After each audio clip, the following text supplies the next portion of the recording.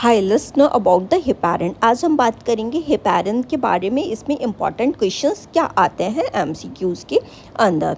Heparin कैसे classified किया गया है? इसको एज ए एंटीकोगुलेंट क्लासीफाई किया गया है। मतलब ये कोगुलेशन होने से ये रोकता है, जो भी थ्रोम्बस वगैरह बन जाते हैं उनको होने से ये रोकता है। इसका रूट ऑफ एडमिनिस्ट्रेशन हेपारिन का क्या होता है? इसको हम IV इंट्रावीनियसली या हम इसको सबक्यूटेनियसली दे सकते हैं।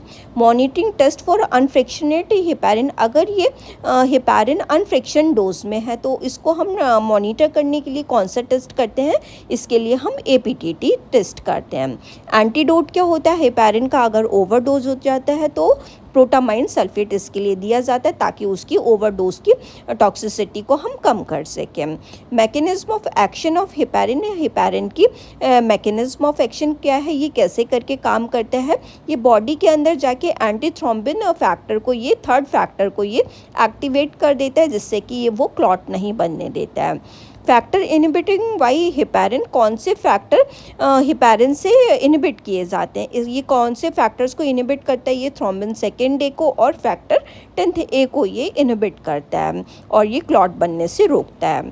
प्रिफर्ड एंटीकोगुलेंट ड्यूरिंग प्रेगनेंसी, हम कौन सा एंटीकोगुलेंट ड्यूरिंग प्रेगनेंसी हम दे सकते हैं? तो इसके अंदर प्रेगनेंसी अगर किसी मदर के अंदर हुई है तब हम हेपारिन, ये सेफ रहता है। अगर किसी को, अगर हमें DVT वगैरह के लिए देना है या कोई अदर कॉम्प्लिकेशन से प्रिवेंट करने के लिए देना है तब हम क्या दे सकते हैं? हेपारिन दे सकते हैं।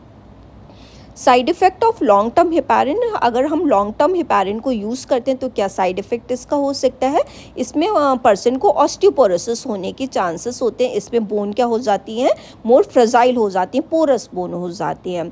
Dangerous complication of heparin therapy क्या होता है? हेपारिन को अगर हम बहुत ज़्यादा टाइम तक के लिए यूज़ करते हैं तो हेपारिन थेरेपी का कॉम्प्लिकेशन हेपारिन इंड्यूस्ड थ्रोम्बोसाइटोपिनिया देखने के लिए मिलता है। इसमें क्या हो जाता है? थ्रोम्बोसाइटोपिनिया के अंदर प्लेटलेट का काउंट डिक्रीज कर जाता है। Heparin is drive from, heparin किससे ड्राइव किया गया है? ये पिग से ड्राइव किया गया, मतलब पोर्काइन से ड्राइव किया गया, और ये काऊ मतलब बोबाइन सोर्सेस से इसको ड्राइव किया जाता है। काऊ और ये पिग से इसके फ्रेगमेंट्स को लिया जाता है।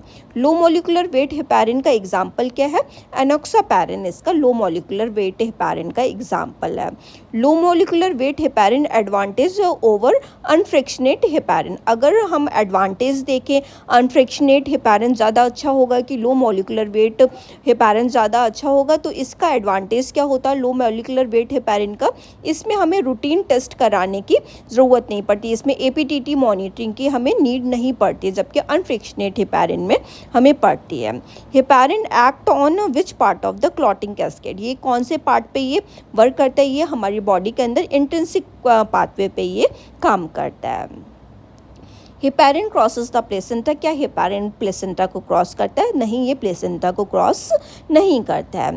Heparin is contraindicated in active bleeding, recent surgery और थ्रोम्बोसाइटोपिनिया, अगर किसी भी पर्सन की एक्टिव ब्लीडिंग अगर हम देख रहे हैं कि उसे सामने से ब्लीडिंग हो रही है तब हम उसे हेपारिन नहीं देंगे। किसी पर्सन की रिसेंट सर्जरी हुई है तब भी हम हेपारिन को नहीं देंगे। अगर किसी का प्लेटलेट का काउंट लो हो रखा है तब भी हम क्या नहीं देंगे? उसे हेपारिन नहीं देंगे।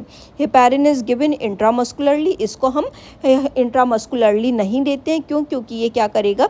हीमेटोमा होने के जो उसका क्लॉट जो वहाँ पे बना देगा, एक वो जो ब्लड होगा उस जगह जाके वो कलेक्ट हो जाएगा, ठीक? तो इसकी वजह से इसको क्या नहीं दिया जाता है? इंट्रामस्कुलर नहीं दिया जाता है। थेराप्यूटिक रेंज हमें कितनी मेंटेन करनी है APTT की? नॉर्मली इसको हमें 1.5 to 2.5 टाइम्स नॉर्मल से इसको हमें मेंटेन करके रखना है। Heparin act immediately when given intravenously, heparin कब नॉर्मली काम करता है? जब हम इसको हम IV देंगे तो ये बहुत इफेक्टिवली काम करेगा, बहुत तेज़ी से काम करेगा, इमीडिएट बेसिस पे काम करेगा। Use of heparin in DVT के पेशेंट में हेपारिन को क्यों दिया जाता है? ताकि हम प्रिवेंट कर सकें उसे कोई भी ये थ्रोम्बस वगैरह फॉर्म ना हो, तब हम इसको देते हैं, ठीक है? इसको प्रिवेंट करने के लिए, DVT को प्रिवेंट करने के लिए दिया जाता है ताकि उसमें चांसेस कम हो सके। और अगर किसी को क्लॉट हो गए हैं तो उसको भी प्रिवेंट करने के लिए, थ्रोम्बस को उसको ब्रेक करने के लिए भी हेपारिन को दिया जाता है। Does heparin dissolve clot? क्या हेपारिन क्लॉट को डिजॉल्व करता है? नहीं, ये क्लॉट को डिजॉल्व नहीं करता है। ये सिर्फ क्या करता है, ये नए क्लॉट होने से ही, उसको बनने से ये रोकता है।